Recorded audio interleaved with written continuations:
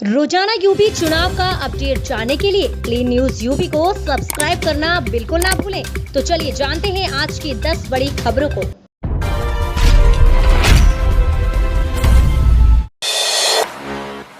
अखिलेश की 300 unit free बिजली के वादे पर सीएम योगी का तंज, बाप मार डारी संधियारे में बेटुआ बनाबा पावर हाउस। उत्तर प्रदेश विधानसभा चुनाव 2022 के पहले चुनावी वादों का दौर भी शुरू हो चुका है। सभी राजनीतिक दल वोटरों को लुभाने के लिए वादे कर रहे हैं। इसी क्रम में समाजवादी पार्टी के राष्ट्रीय अध्यक्ष अखिलेश यादव ने प्रदेशवासियों के लिए बड़ा वादा किया है। उन्होंने विधानसभा चुनाव में जीत हासिल करने के बाद सत्ता में आने पर 300 यूनिट तक बिजली फ्री देने का वादा किया है। इनके इस वादे पर मुख्यमंत्री योगी आदित्यनाथ ने तंज कसा है। मुफ्त बिजली देने के वादे को लेकर सीएम योगी आदित्यनाथ के ऑफिस की ओर से अखिलेश यादव पर तंज कसते हुए ट्वीट किया गया है। ट्वीट कर कहा गया है कि बाप मार डारी संधियारे में बेटुआ बनाबा पावर हाउस। सपा प्रमुख अखिलेश यादव ने अपना नाम लिखवाए, 300 यूनिट फ्री बिजली पाए अभियान बुधवार से शुरू करने की घोषणा की है। उन्होंने कहा कि अभियान के तहत सपा कार्यकर्ता घर घर जाएंगे, ऑनलाइन पंजीकरण भी होंगे। 300 यूनिट मुफ्त बिजली चाहने वालों से फॉर्म भरवाया जाएगा। पंजीकरण उसी नाम से होगा जिससे बिजली कनेक्शन होगा। अखिलेश ने कहा कि इस बार जनता का ऐसा करंट लगेगा कि भाजपाइयों की जमानत जब्त हो जाएगी। राकेश टिकैत ने प्रयागराज में कहा, चुनाव में किसी पार्टी का समर्थन नहीं, अप्रैल से फिर होगा आंदोलन। भारतीय किसान यूनियन के राष्ट्रीय प्रवक्ता राकेश टिकैत ने प्रयागराज माघ मेला क्षेत्र के परेड मैदान में आयोजित 3 दिवसीय राष्ट्रीय चिंतन शिविर के अंतिम दिन कई बातों को साफ किया है। जाते जाते उन्होंने अनौपचारिक बातचीत में कहा कि इस समय 5 राज्यों में विधानसभा का चुनाव हो रहा है। नई सरकारें मार्च में बन जाएंगी। वह चुनावों में किसी पार्टी का समर्थन नहीं कर रहे हैं। मार्च के अंत या अप्रैल के प्रथम सप्ताह में नई सरकारों से किसान मुद्दे को लेकर चर्चा होगी। अगर समस्याओं का समाधान हो गया तो ठीक, अन्यथा फिर आंदोलन शुरू होगा। एमएसपी पर गारंटी कानून बनाने के लिए केंद्र सरकार से भी वार्ता होगी। बात ना मानने पर देशव्यापी आंदोलन किया जाएगा। अगर केंद्र सरकार एमएसपी पर गारंटी कानून बनाने के साथ ही अन्य प्रस्तावित बिलों को रद्द करने पर तैयार हो जाती है तो ठीक, अन्यथा अप्रैल माह में देश भर में फिर आंदोलन प्रारंभ हो जाएगा। स्थानीय स्तर पर किसान मुद्दों को लेकर छोटे छोटे आंदोलन कोरोना नियमों का पालन करने हेतु चलाने की बात कही। इसके बाद वे मंगलवार की रात प्रयागराज एक्सप्रेस से दिल्ली के लिए रवाना हो गए। यूपी चुनाव 2022 के करीब आते ही सपा अध्यक्ष अखिलेश यादव भी इस बार लड़ेंगे। विधानसभा चुनाव जल्द होगी घोषणा। समाजवादी पार्टी के राष्ट्रीय अध्यक्ष अखिलेश यादव भी इस बार उत्तर प्रदेश विधानसभा का चुनाव लड़ेंगे। हालांकि उन्होंने अभी ये ऐलान नहीं किया है कि वह कहां से चुनाव लड़ेंगे। अखिलेश यादव अभी आजमगढ़ यूपी से सांसद हैं। अखिलेश अगर विधानसभा चुनाव लड़ते हैं तो उन्हें लोकसभा की सदस्यता छोड़नी होगी।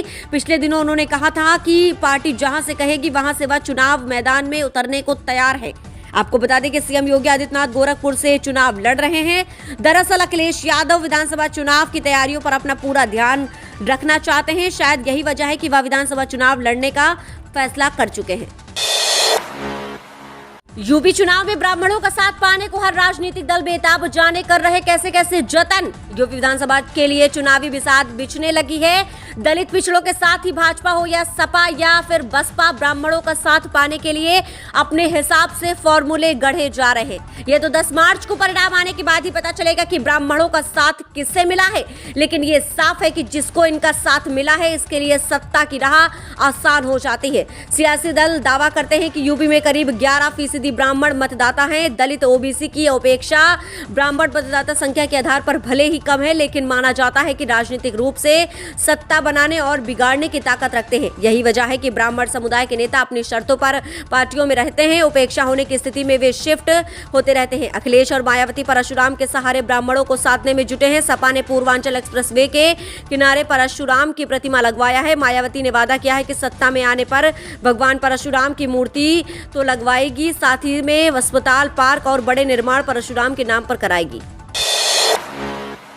योगी सरकार के टैबलेट और स्मार्टफोन को लेकर बड़ी खबर सामने आई है। कैसे होगा वितरण? सभी की जिलावाइज सूची आ गई है। यूपी में टैबलेट और स्मार्टफोन की लिस्ट जारी हो चुकी है। आज कई लिस्ट जारी हो गई है। अभी अपना नाम देखें, सूची में हर दिन कहीं ना कहीं की लिस्ट जारी हो रही है।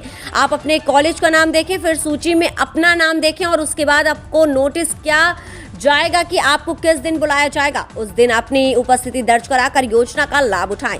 यदि किसी छात्र छात्रा का डाटा अभी तक यूनिवर्सिटी को नहीं पहुंचाया गया है तो वह अब क्या करे जिससे उन्हें फ्री टैबलेट और स्मार्टफोन दिया जा सके। सभी विद्यार्थियों से निवेदन है कि वह अपने कॉलेज के संपर्क में रहें ताकि उन्हें इस योजना का लाभ आसानी से मिल सके।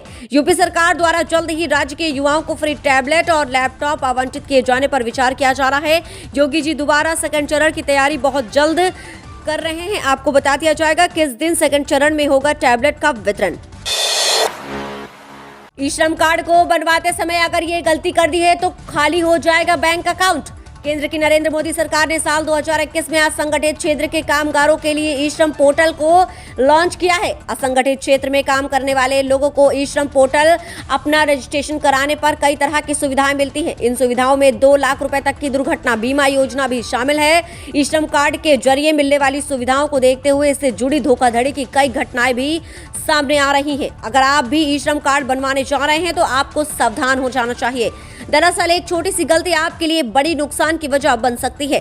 पिछले कुछ दिनों में कई ऐसी घटनाएं आई हैं सामने जिनमें ई श्रम कार्ड बनवाने के नाम पर लोगों के साथ फर्जीवाड़ा किया गया है। पिछले कुछ समय में देश के ग्रामीण इलाकों में ई श्रम कार्ड बनवाने के नाम पर लोगों के साथ धोखाधड़ी की घटनाओं को अंजाम दिया गया है। दरअसल ग्रामीण इलाकों में जागरूकता कम होने का फायदा जालसाजों का समूह उठाता है और वे आसानी से उन्हें अपना शिकार बना लेते हैं। यही नहीं, वे उस जालसाज के कहने पर तथाकथित बायोमेट्रिक मशीन पर अपने अंगूठे का निशान भी लगा देते हैं, जिनमें जालसाजों ने ग्रामीण क्षेत्रों में रहने वाले लोगों को अपने झांसे में लेकर उनका बैंक अकाउंट साफ कर दिया था। यूपी मिशन 2022 के करीब आते ही सपा को मिलेगा शरद पवार और ममता का साथ। प्रदेश में जारी सियासत के बीच अखिलेश यादव सत्ता में आने के लिए पूरा जोर लगाए हुए हैं और जनता को अपने खेमे में करने के लिए आए दिन अपनी रणनीति में परिवर्तन करते हैं और जनता को चौंका देते हैं। अब इसी बीच खबर आ रही है कि विधानसभा चुनाव में अखिलेश यादव का प्रचार करने के लिए पश्चिमी बंगाल की मुख्यमंत्री ममता बनर्जी और राष्ट्रवादी कांग्रेस के अध्यक्ष शरद पवार उत्तर प्रदेश में शिरकत करेंगे। जानकारी के लिए आपको बता दें कि सपा अध्यक्ष अखिलेश यादव ने राष्ट्रवादी कांग्रेस पार्टी के के शर्मा को बुलंदशहर जिले के शहर विधानसभा क्षेत्र से उम्मीदवार घोषित किया है। अखिलेश ने ममता बनर्जी को उनकी पार्टी का प्रचार प्रसार करने का न्योता दिया था, जिससे उनको स्वीकार किया है। अब वही उम्मीद लगाई जा रही है कि अभी ये वर्चुअल माध्यम से समाजवादी का प्रचार प्रसार करेंगे और जैसे ही रैली के लिए निर्वाचन आयोग छूट देगा, ये प्रदेश आकर समाजवादी पार्टी का समर्थन करेंगे। हस्तिनापुर से कांग्रेस उम्मीदवार से किए जा रहे सवालों पर प्रियंका गांधी वाड्रा बोली, पीएम मोदी से क्यों नहीं पूछते ऐसे सवाल। कांग्रेस की राष्ट्रीय महासचिव व उत्तर प्रदेश प्रभारी प्रियंका गांधी वाड्रा ने मंगलवार को मुख्यमंत्री योगी आदित्यनाथ पर निशाना साधा। उन्होंने कहा कि महिलाओं के प्रति उनकी और भाजपा की सोच जग जाहिर है। प्रियंका गांधी वाड्रा ने कहा कि कोविड के चलते महिला मैराथन का आयोजन बंद करना पड़ा, लेकिन हमने ऑनलाइन प्रतियोगिताएं कराने का फैसला किया है।